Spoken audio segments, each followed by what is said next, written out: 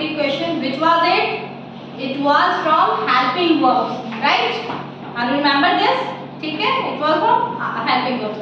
Now the second term is do and does. How can we make the questions with do and does?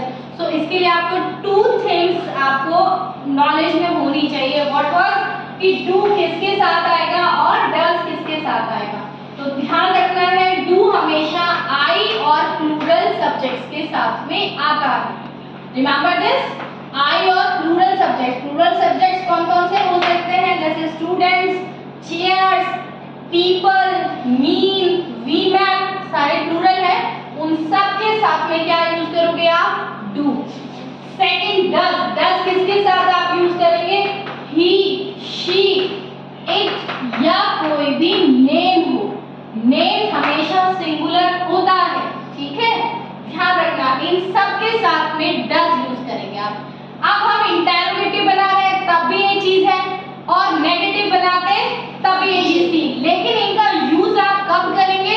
सिर्फ और सिर्फ present indefinite tense में. ये ध्यान रखना प्रेजेंट इंडेफिनिट टेंस में जहां वर्ब की फर्स्ट फॉर्म आती है और उसके साथ में अगर आपका सब्जेक्ट सिंगुलर है एस और एस भी लग जाता है, ठीक है? अब प्रेजेंट इंडेफिनिट देखो. चहल रीड्स न्यूज़पेपर. चहल न्यूज़पेपर पढ़ती है ना? तो आप देख रहे हैं रीड वर्ब के साथ में एस और एस लगा हुआ है, एस लगा हुआ है. चहल सिंगुलर है तो व्हाट यू विल यूज? क्या यूज करेंगे डू और डज में से? Tell me. Does. Very good. तो इसका इंटरोगेटिव कैसे बनाएंगे बेटा? डज. ध्यान रखना आप चहल आप क्या करेंगे जब आपने डज लगा दिया तो वर्ब के साथ जो एस और एस लगा हुआ है वो हटा देना है. तो डज चहल रीड न्यूज़पेपर. समझ गए? Got it? लेकिन अब यहाँ पे क्या हो जाएगा? Question mark. क्योंकि जब भी हेल्पिंग वर्ब से अब ये डू और डज भी हेल्पिंग वर्ब है, ठीक है? हेल्पिंग वर्ब से जब आप क्वेश्चन बना रहे हैं तो वो क्वेश्चन बन जाएगा, इसलिए क्वेश्चन मार्क आता है. तो second one is birds fly in the sky. Birds plural है. What you will use? Do. Do birds fly in the sky.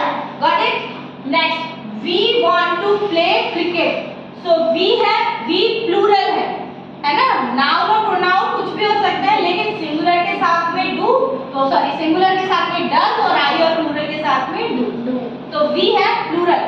Do we want to play